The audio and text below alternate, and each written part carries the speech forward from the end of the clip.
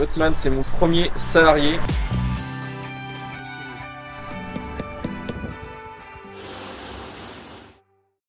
Salut la team, c'est Marvin, j'espère que vous allez bien, ça me fait trop plaisir de vous retrouver aujourd'hui sur YouTube. J'espère que vous m'entendez bien parce qu'il y a la route juste derrière. Et là, aujourd'hui, j'ai quelqu'un de très important à vous présenter qui se trouve juste derrière moi, c'est Hotman. Et Hotman, c'est mon premier salarié. Il y a plusieurs semaines, j'avais fait dans une vidéo de présentation de mon futur chantier que je recherchais 2 salariés pour m'accompagner dans mes projets. Et ben voilà, le premier, il y en a un deuxième qui arrivera dans un second temps, mais chaque chose en son temps. Donc voilà, c'est parti, on va attaquer. Je vais vous montrer tout de suite ce que je vais faire dans cette vidéo, juste après un petit générique. C'est parti.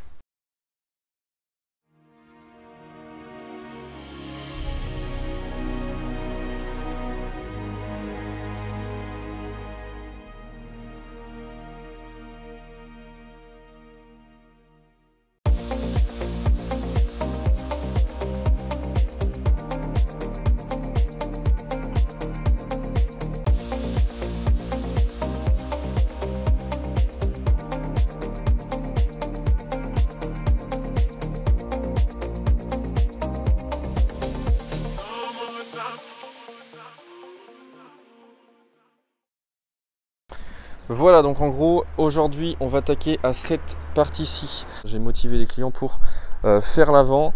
Là, les clients sont actuellement en train de poser du bardage. Donc on peut voir en fait, là, il y avait une petite dépendance sur la droite qui est assez vieillissante. Il y en avait une, là, on est sur le côté gauche, côté pignon de la maison. Et en fait, je pense que les clients feront peut-être des ravalements de façade par la suite dans quelques années. Mais en attendant, pour avoir quelque chose de joli et de pas trop coûteux, ils ont fait un bardage en bois avec des planches de coffrage. Et franchement, quand on voit le avant et ce que ça donne juste après, peu importe le temps que ça durera, ça fait vraiment son effet. Donc voilà, ça c'était pour la petite anecdote. Et aujourd'hui, ce qu'on va faire, ça va être sur toute la partie du sol. En fait, donc là c'est l'avant de la maison. Sur l'arrière, il y a de la pelouse avec un chemin en traverse de chemin de fer. Du coup, on va faire la même chose dans la continuité sur l'avant, en fait, pour aller jusqu'à ici, c'est-à-dire au bord de la route. Donc là, on revient de chez Loxam. On était chercher la mini pelle de chez Loxam pour déblayer tout le... Enfin, pour décaisser, il y a 10-15 cm à décaisser parce que c'est du remblai actuellement. On a aussi été chercher du sable de carrière, je vais vous expliquer pourquoi dans la suite de la vidéo, et les traverses que j'ai mis sur tout le reste du chantier. Et en fait, c'est les traverses qui vont venir se mettre un petit peu en quinconce jusqu'au portail. Ensuite, il va y avoir des bandes de gazon synthétique qui vont venir entre.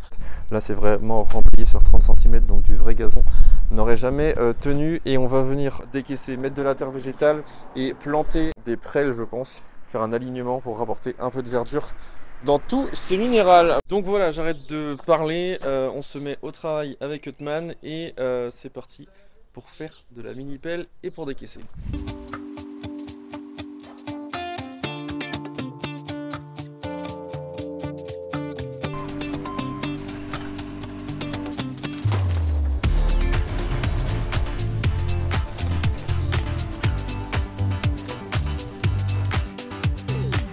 L'avantage d'être deux, c'est que ça va quand même vachement plus vite. Donc là, Hotman, il est en train de remplir la remorque.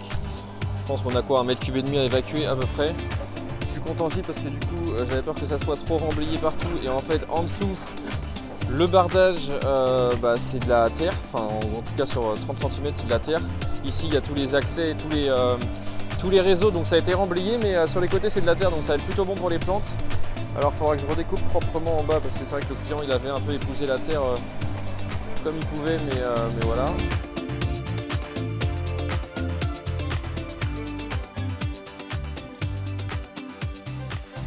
Aujourd'hui, c'est vraiment un jour super particulier. C'est le premier jour avec mon premier salarié. C'est une date assez importante pour moi. C'est là que je me rends compte que c'est vraiment super difficile et que ça fait clairement 5 ans que j'ai pris l'habitude de travailler tout seul, que j'ai pris pas des mauvaises habitudes, mais j'ai pas l'habitude de déléguer. Là, j'ai l'impression de tout réapprendre. J'ai la chance, c'est qu'il a déjà travaillé, il a l'habitude de travailler dans le monde du paysage, il a l'habitude de gérer les chantiers, ça se voit tout de suite. Ça s'annonce vraiment être une bonne aventure.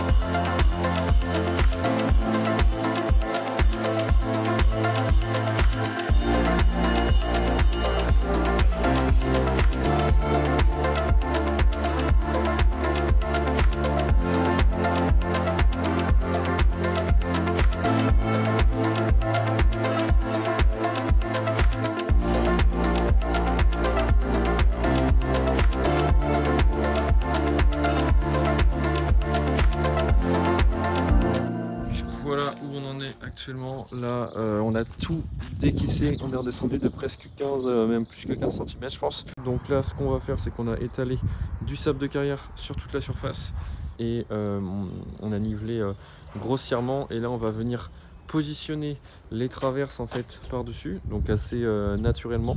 Une fois qu'on va les poser, qu'elles seront toutes positionnées, on va les régler de façon à ce que ça soit le plus haut niveau possible et que ça soit le plus agréable possible quand on va rouler dessus, et on va laisser environ 10 à 12 cm de joints d'écartement. Une fois qu'on aura fait ça, après on va venir tout caler entre les joints de dilatation de sable de carrière qu'on va venir mélanger avec du ciment pour avoir un genre de mortier en fait en quelque sorte. Et une fois que ça sera fait, on pourra venir apporter la terre sur les côtés, planter, et je pense qu'en dernière partie on viendra découper et mettre les bandes de gazon synthétique. Ça je pense que ça va être le plus stylé à faire et à la fois le plus chiant. Le plus stylé parce qu'on va voir toute la différence, et le plus chiant parce que de faire plein de bandes de gazon synthétique c'est assez relou. Mais voilà, faut le faire, ça va être beau, il fait beau, tout va bien.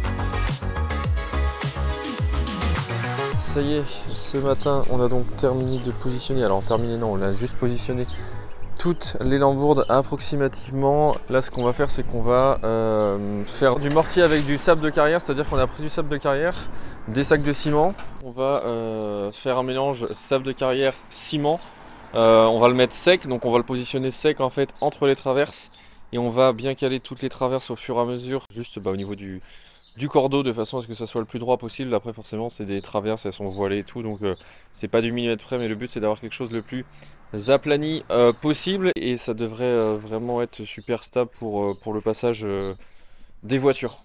Voilà, c'est parti.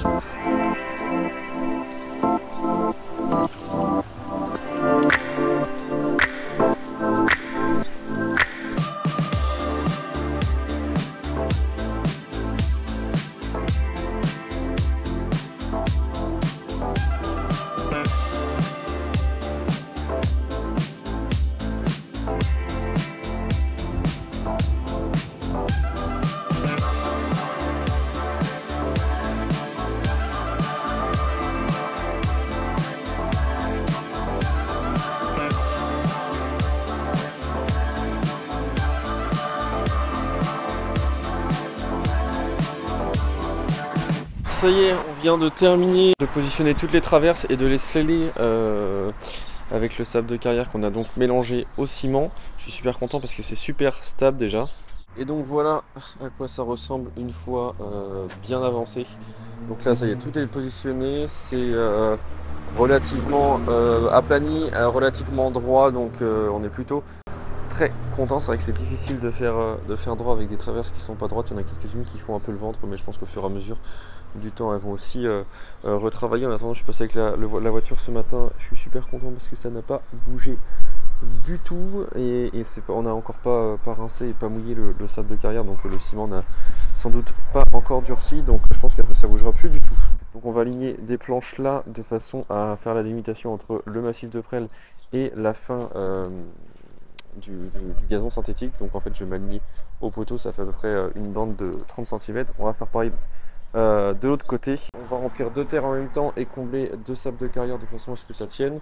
On va arroser le tout. Après il n'y aura plus qu'à planter et mettre le paillage, mais ça je le ferai après, une fois que les clients auront fini de poser le bardage, ça sera plus pratique. Voilà, c'est parti. Pose des planches, terreau, ça va déjà changer.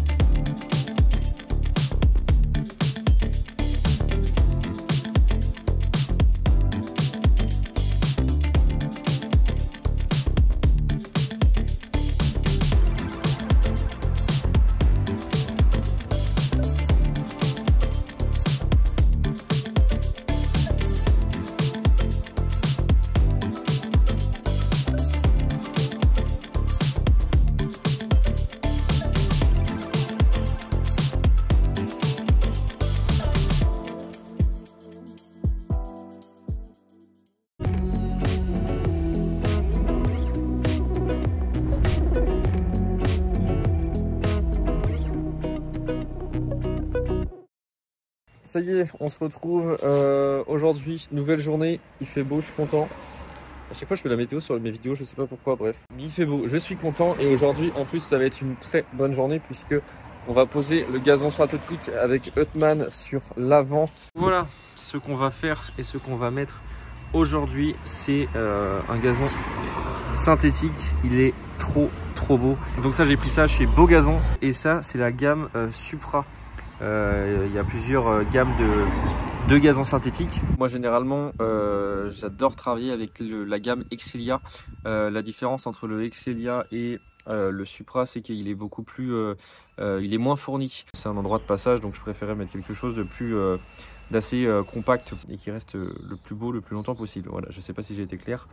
Donc voilà, ça va être le programme de la journée. Je pense que déjà quand ça se sera posé, ça va vraiment tout changer.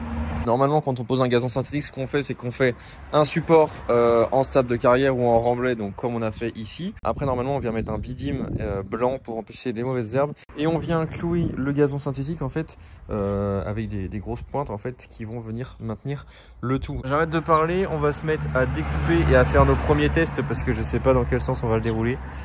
Et après, une fois que ça se sera posé, clouté, on finira par enlever les planches de coffrage que j'ai mis là. Je pense qu'on va mettre des petites planches en bois exotique pour faire une délimitation, planter les prêles, mettre du paillage. Et logiquement, quand on aura fait ça, bah, je serai content.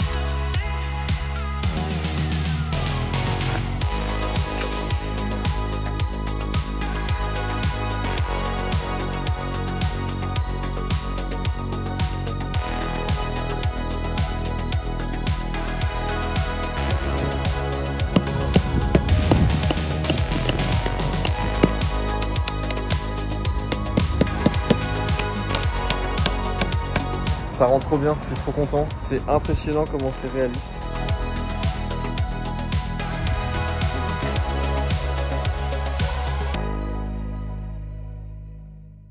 Nouvelle journée. Aujourd'hui, c'est pas la même qu'hier. Hier, il y avait grand soleil, il faisait beau. Là, on est sous le Barnum. Heureusement, j'ai réutilisé le Barnum que m'avait fourni à tout loisir. C'est un Barnum personnalisé noir. Par-dessus, il y a mon logo. En bref. Et heureusement, il nous sert bien là pour le coup parce qu'au moins on est à l'abri. Ce matin, c'est un peu plus difficile qu'hier. Clairement, je cache pas que le moral, quand il pleut, il chute vite. Mais bon, la bonne nouvelle, c'est que la pose du gazon synthétique est terminée. Donc là, en plus avec le bruit des voitures, on n'entend rien. Là, je suis vraiment quand même content parce que ça fait vraiment très stylé. Ça change. Là, il y a Huttman qui est en train de diviser les prêles parce que tout le long, on va venir planter de la prêle. On en avait dans des pots, mais j'en ai racheté des petits godets. Donc là, on est en train de diviser la prêle pour vraiment faire un alignement. Et moi, j'ai été couper ce matin des planches de Kumaru. En fait, c'est des chutes que j'avais. Je les ai délignées sur... donc là, elles font 6 cm de largeur. Et en fait, je vais venir fixer la bordure histoire de faire propre. Ça va faire une délimitation avec le gazon et avec le paillage. Et je pense que ça devrait faire beaucoup plus propre. J'aimerais bien qu'il fasse un peu plus beau et que ça se calme parce que là c'est vraiment pas évident. Avec la pluie, le froid, ça fait 3 semaines qu'il faisait beau. On avait oublié ce que c'était.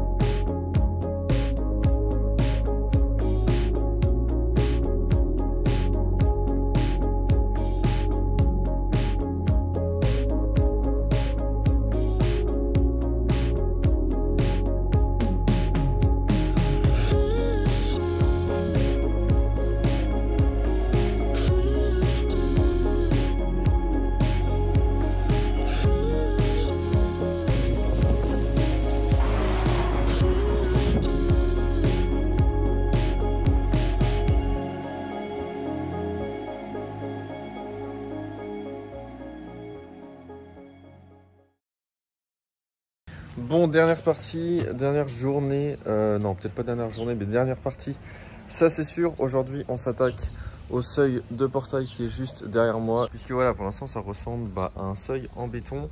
Il n'a pas bougé depuis que je l'ai fait. En fait à la base j'avais prévu de mettre des galets noirs comme j'ai mis donc sur les poteaux partout sur le sol, sauf que le problème c'est que j'ai vraiment trop peur que les galets noirs sautent au niveau des passages de roues. Du coup j'ai décidé de faire le seuil en bois, en Kumaru. Donc là on était chercher des planches ce matin et on les a posées. Le seul souci, parce que c'est vrai que je prends chaque problème à la fois, c'est qu'on a donc les butées, la butée de sécurité du portail et la butée du portail tout court qui sont en plein milieu. Et le problème c'est qu'on peut le voir juste là-bas dans l'angle, ça frotte en fait ici.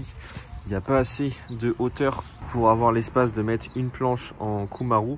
Donc normalement, c'est pas super conseillé de poser les planches directement sur le béton sans l'embourde. Là, je peux pas me permettre de mettre un embordage, donc on va les fixer directement dans le béton. C'est pas trop grave, hein. Ça risque pas de bouger, c'est pas une terrasse, c'est juste un passage, donc c'est pas trop grave. C'est plus chiant à faire puisqu'il va falloir prépercer dans le béton partout et ça va être plus chiant. Et en fait, on a eu l'idée ce matin, on va faire 2 bandes de Kumaru en fait jusqu'à ici.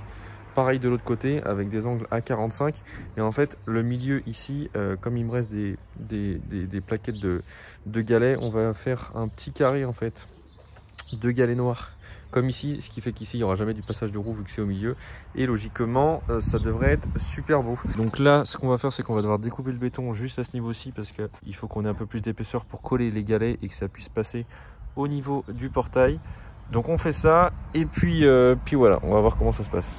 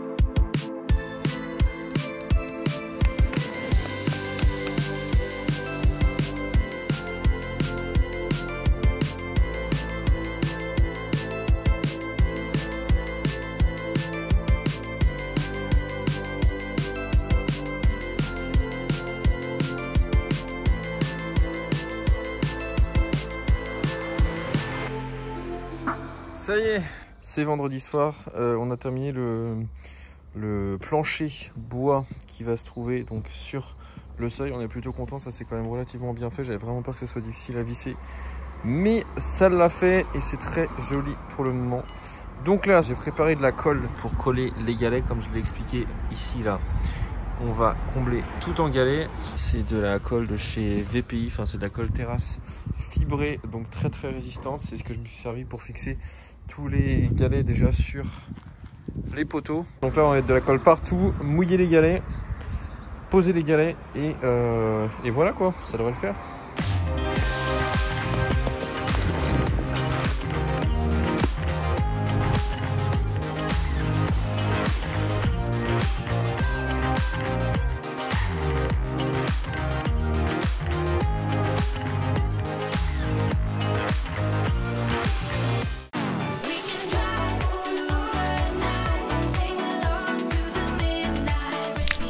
C'est ouf comment ça rend trop bien.